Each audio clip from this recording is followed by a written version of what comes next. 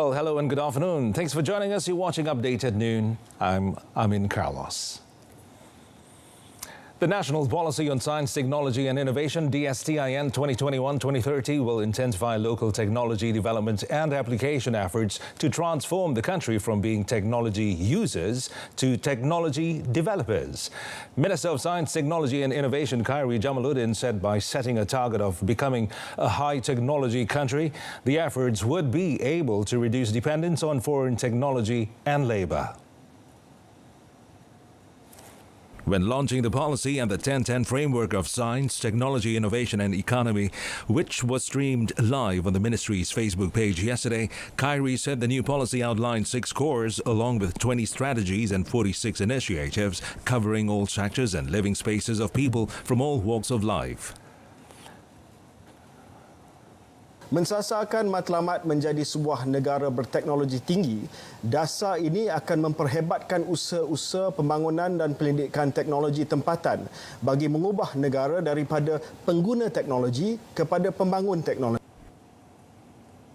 Khairi said the 6 cores emphasize responsive STI governance, empowerment of research, development, commercialization and innovation, that's R&D and C&I, as well as the use of local technology by the industry, STI talent, development, embracing and application of STIE, as well as bringing STI to the global stage.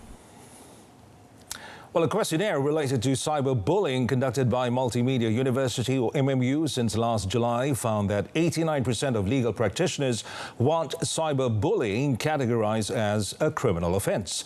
And based on the survey involving 409 respondents, Communications and Multimedia Minister Dato' Saifuddin Abdullah said 74% of legal practitioners stated that there was a need to establish a special court related to cyberbullying. He further said that 71.6% of legal practitioners and 89.3% of the public wanted specific legislation for cyberbullying or a cyberbullying act to be introduced. Pokok pangkalnya kita berharap laporan yang penuh dan lengkap dapat disiapkan pada 31 hari bulan Januari tahun 2021. Apabila laporan itu lengkap, langkah yang berikutnya ialah untuk kerajaan membuat dasar. Dan setelah ada dasar, maka akan dibuatlah sama ada pembinaan undang-undang atau menggubal undang-undang baru dan sebagainya. Speaking to newsmen after chairing a coordination meeting on the proposed Anti-Cyberbullying Act at his ministry in Putrajaya, Dato' Saifuddin said the ministry was in no hurry to implement new legislation on cyberbullying as the issue needs to be looked into very carefully. The downgrade by Fitch Ratings on Malaysia's long-term foreign currency issuer default rating, known as IDR, to BBB+ from A- also reflects the impact of COVID-19 on the economy and not solely Malaysia's ability to service its debt. Now, Minister in the Prime Minister's Department for Economy, Dato' Sri Mustafa Mohamad, nevertheless said the government would take note of the downgrade and strive to improve the country's financial position. Speaking as a guest in Bicara Narrative on TV1, Dato' Sri Mustafa also said that Malaysia never had a record of not servicing its debt, adding that the country's record is very good. Ya, sektor pembuatan kuat, ya, imbangan pembayaran kuat, ya. Pertumbuhan kita pun kalau tengok dalam tempoh 71 sampai 2019, ya. Kadar pertumbuhannya purata 6.1%, antara tertinggi dalam dunia. Kalau tengok negara membangun lain sekitar 3. He said Malaysia had gone through various serious economic crises, including the financial crisis of 97 and 98 and 2008, when the economy managed to recover quickly, and he is confident that Malaysia would be able to repeat it. The decision to lift the Conditional Movement Control Order, CMCO, in most states and districts nationwide will allow the business sector to reopen and stimulate domestic economic activities. Domestic Trade and Consumer Affairs Minister KPD and HEP, Dato Sri Alexander Nantalingi, said the decision would enable the continuation of ministry's activities and initiatives such as the Buy Malaysian Products campaign, that's KBBM, and the Mega Sales Program, PJM, launched in July, apart from the Domestic Franchise Development Tour program. While in the statement, he said the ministry would be actively promoting KBBM and PJM via the mass and social media to encourage manufacturers and entrepreneurs to produce many more quality products and services at reasonable prices.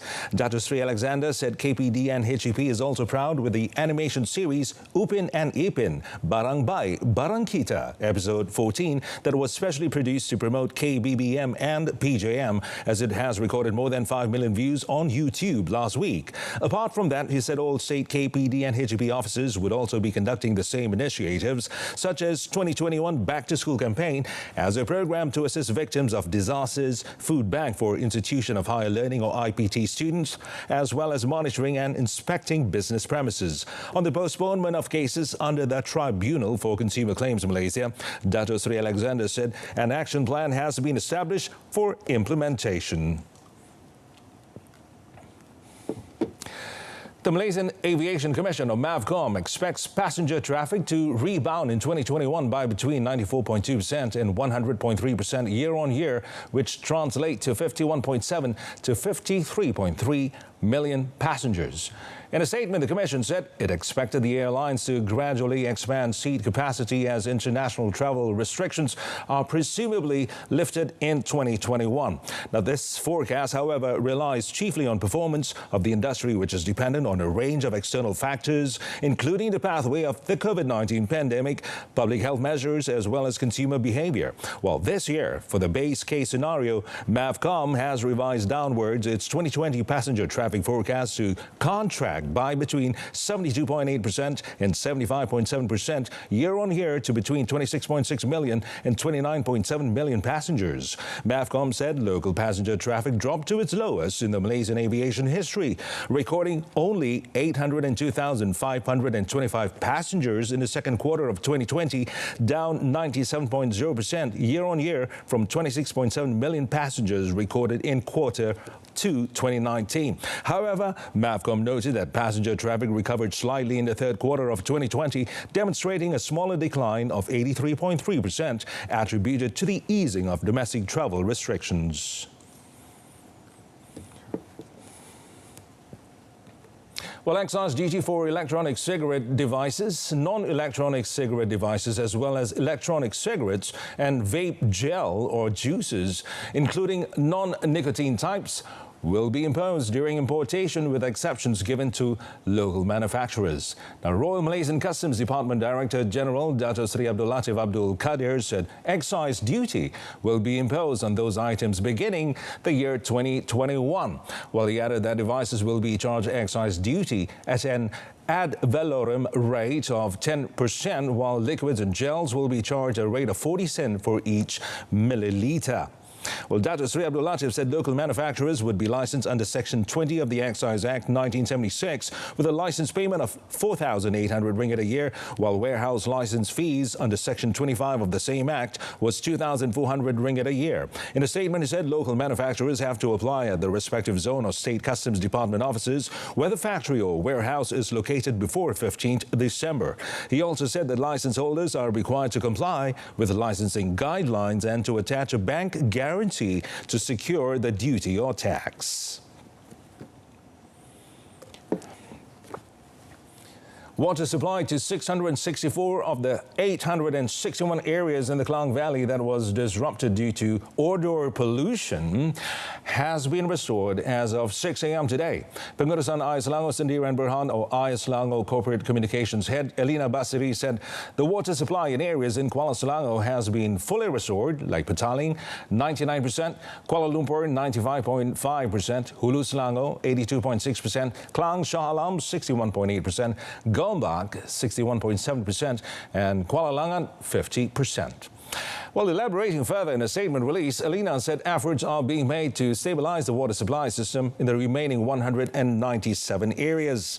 She also said that alternative water supply assistance through public taps and the local service centres or PKS is still available for the convenience of consumers who are still affected. She further advised consumers to comply with the rules on the implementation of the Conditional Movement Control Order PKPB when getting their water supply from tanker trucks, PKS, MES and the public taps. Water supply to the affected areas was disrupted yesterday due to odor pollution in Sungai Selangor, forcing the water treatment plants at Rantau Panjang, Sungai Selangor Phase 1, 2 and 3 to cease operations.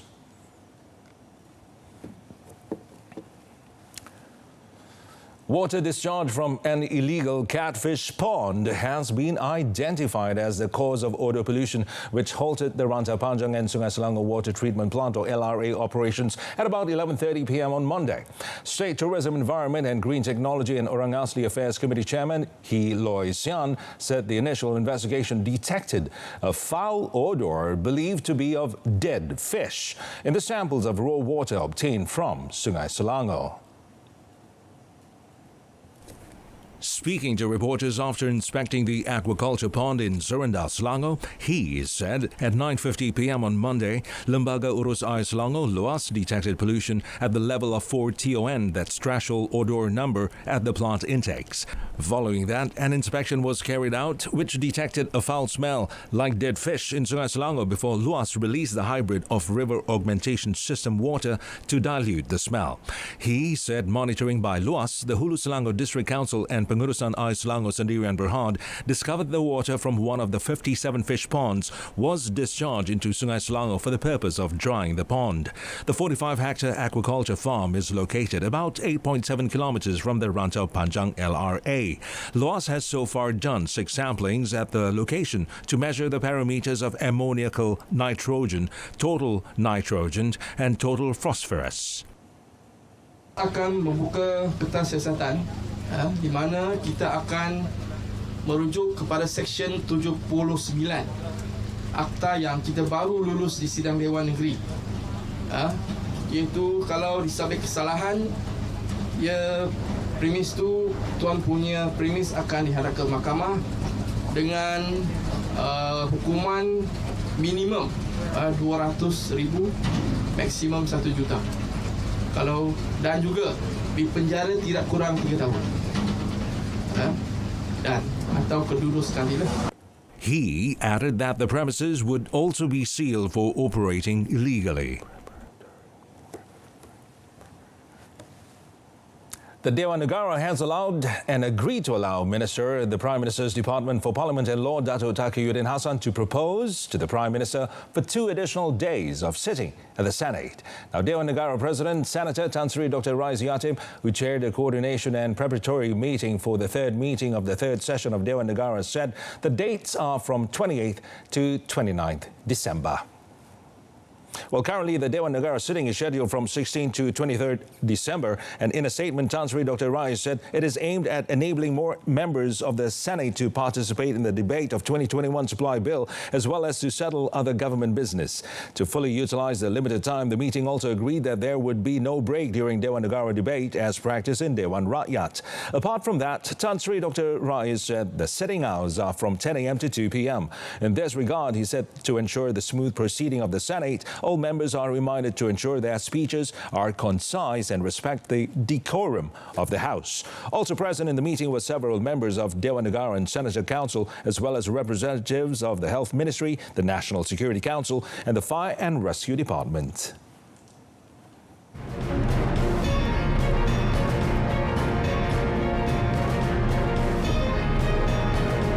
AstraZeneca Oxford's COVID-19 vaccine results puzzling scientists. That and more coming up.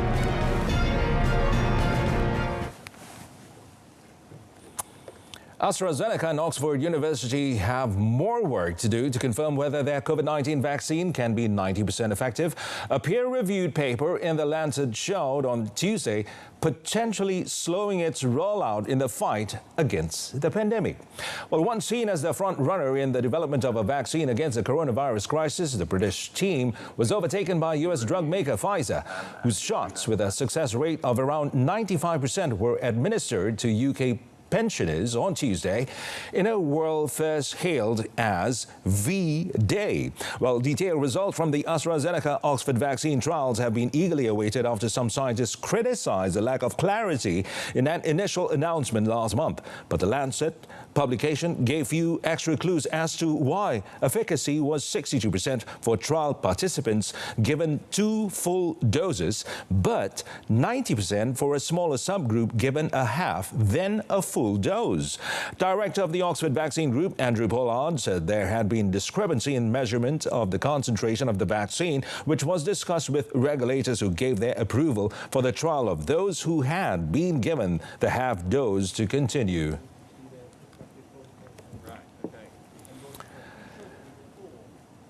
A European Union delegation visited Gaza on Tuesday, pledging to help the Palestinian enclave access coronavirus vaccines as the epidemic there continues to escalate. Well, EU representative to the Palestinian territories, Even, and Sven Kvutz von Bergsdorf, who led the delegation of roughly 20 people, said the bloc would work with the United Nations to facilitate vaccination to those most in need. Now, Gaza, ruled by Hamas since 2007, is under tight Israeli enforced blockade, one factor that has led to weak health infrastructure in the Palestinian enclave. Israel claimed the blockade is necessary to prevent Hamas from obtaining weaponry.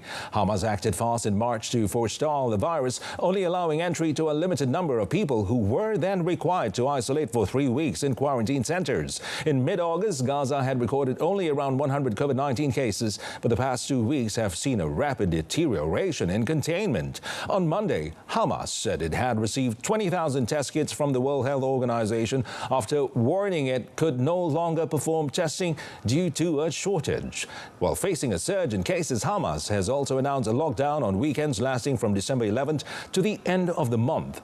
Gaza has now registered nearly 25,600 COVID-19 infections, including around 150 deaths. U.S. President-elect Joe Biden warned that COVID-19 vaccination efforts in the country will slow and stall if Congress does not urgently come up with funding.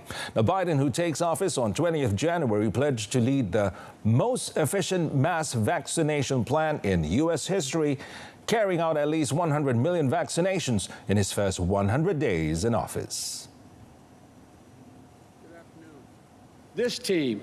This team will help get at the last 100 million COVID-19 vaccine, at least 100 million COVID vaccine shots into the arms of the American people in the first 100 days. 100 million shots in the first 100 days. Biden said he would rely on the advice of top infectious disease expert Anthony Fauci, who would tell him, quote unquote, what he needs to know, not what he wants to know. The president-elect also said he would ask Americans to wear masks for the first 100 days he is in office and require them where he is legally allowed to do so, such as in federal buildings and on planes, trains and buses. U.S. regulators confirmed the Pfizer-BioNTech COVID vaccine was 95% effective, paving the way for it to be approved for emergency use. The Food and Drug Administration, the FDA, found no safety concerns to stop approval of the vaccine and meets on Thursday to make a formal decision. Well, meanwhile, the U.S. House of Representatives approved the Pentagon budget bill Tuesday by an overwhelming majority, defying President Donald Trump's threat to veto the measure. Well, the bill must now go to the Senate, where it is likely also to be approved before it reaches the outgoing Republican leader. The defense budget bill received 335 of 430 votes, far exceeding the two-thirds supermajority needed to override a presidential veto.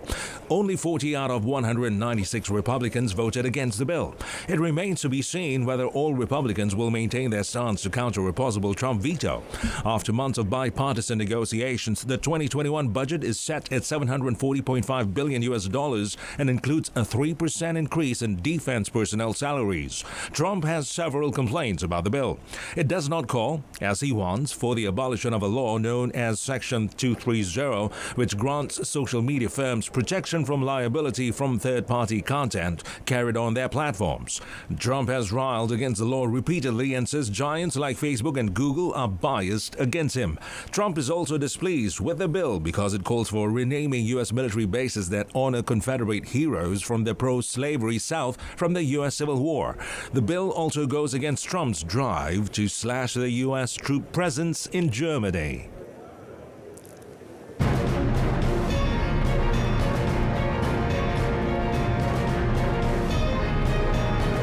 Coming up in sports, shocking defending of Maguire and company knocks miserable Devils out. In football, RB Leipzig scored twice in the opening 13 minutes but had to survive a late comeback from Manchester United to cling on to a 3-2 win that sent them into the Champions League knockout stage and eliminated the English side. Leipzig, beaten 5-0 by United in Manchester, got off to a sensational start, stunning the visitors in the second minute with Angelino's powerful shot from a Marcel Sabitzer cross. The Spaniard, on loan from Manchester City, ran United ragged down the left wing and was again left with far too much space in the 12th minute when he floated the ball across from Amadou Haidara to volley in. Leipzig then added a third goal through substitute Justin Kluivert in the 69th minute. Yet Bruno Fernandes, who had earlier hit the bar with a free kick, scored with an 80th minute penalty to spark some urgency into United's game. Substitute Paul Pogba's header bounced off Harry Maguire and into the net to make it 3-2 in the 82nd, but United, who needed at least a point to advance, could not get the equalizer. Leipzig are top of Group H on 12 points, but will have to wait to see if they stay there, while United are out, having finished third with 9 points. Second place, Paris Saint-Germain, also on 9, but with a better head-to-head record against United, and Leipzig are through to the last 16 and can still finish top. Pogba's moment is an anticlimactic one, is it? It's going to VAR. Pogba thinks it counts. Well, meanwhile, the match between Paris Saint-Germain and Istanbul Başakşehir was suspended after players from both sides walked off the pitch, alleging a match official used a racial slur against the Turkish side's assistant coach. This level of continental Players from the Turkish team were furious, saying fourth official Sebastian Cultiscu of Romania had used a racist term against assistant coach Pierre Webo, who is from Cameroon, before he was sent off with a red card at Parc des Princes. Match referee Avidu Hatigan of Romania had shown Webo the red card. The state-owned Anadolu news agency quoted the Başakşehir club's president as saying the players would not go back onto the field as long as the fourth referee was still there. After consultation with both teams, it was agreed that the match would restart with a different fourth official. UEFA, meanwhile, said they will thoroughly investigate the matter and further communication will be made in due course. Turkish President Recep Tayyip Erdogan also commented on the incident through his Twitter account, stating that he believed UEFA would take the necessary steps regarding the incident. Well, elsewhere, Cristiano Ronaldo scored 2 penalties to take his Champions League goal tally to 134 as Juventus beat Barcelona 3-0 to seal top spot in Group G. Ronaldo had limited touches in the final third through the opening 10 minutes, while Lionel Messi connected early in the danger zone for Barcelona, only to have Juventus cut off his shooting lanes and force a wayward pass in his most threatening move. Things changed soon after, though, with Ronaldo earning a questionable penalty after a shoulder-to-shoulder challenge by Ronald Araujo. Ronaldo converted the ensuing penalty to give Juventus a 1-0 lead in the 13th minute. After US midfielder Weston McKennie doubled doubled Juventus' lead with a sensational volley 7 minutes later, Messi went to work, denied by a fine Gianluigi Buffon save in the 22nd minute. Messi was denied again in the 36th, driving a low shot from 16 yards on frame, only for Buffon to make the save and snag the rebound. The penalty gods remain on Juventus' side at the start of the second half when a VAR review revealed a handball on Clement Lenglet that gifted the visitors another spot kick. Ronaldo took it and converted for his second goal of the day, making it 3-0 and putting Juventus in position to win the group. Buffon made it 4 stops in the 78th minute, saving Messi's relatively tame, albeit accurate free kick from 30 yards out, and he denied Messi again in the 90th with Barcelona looking to salvage anything from the match. Uneasy for Buffon. In Russia, Borussia Dortmund struck twice in the space of 11 second-half minutes to seal a 2-1 victory at Zenit St. Petersburg and clinch top spot in Group F. Now, the victory took Dortmund to 13 points from their 6 games, with Lazio taking second spot on 10 after a 2-2 draw with 10-man Club Brugge, who finished third. Dortmund signaled their intent early on with a sustained spell of pressure, but the hosts drew first blood when Argentine winger Sebastian Russi's deflected shot ended up in the back of the net after wrong-footed keeper Marvin Heads. Zenit looked to have doubled their lead 17 minutes later, but Sadar Azmoun's effort was ruled out for offside. Dortmund then nearly found the equaliser on the stroke of half-time through Marco Reus, but the German's curling effort cannoned off the crossbar. Fullback Lukas Piszczek finally drew Dortmund level in the 68th minute after a goalmouth scrabble before Axel Witzel's powerful left-footed strike from the edge of the penalty area put Lucien Favre's men in the lead. The Russian side threw bodies forward in search of a late equaliser, but Dortmund held firm to seal the victory. The game also witnessed a slice of history, with Dortmund's 16-year-old striker Yusuf Moukoko becoming the youngest ever player to feature in a Champions League match when he replaced Felix Pasla in the second half. Last but not least, and we are heading off to Italy, where Lazio enjoyed the luckiest of escapes as they sneaked into the Champions League last 16 for the first time in more than 20 years after being held to a 2-2 draw at home by Club Brugge, who played the entire second half with 10 men.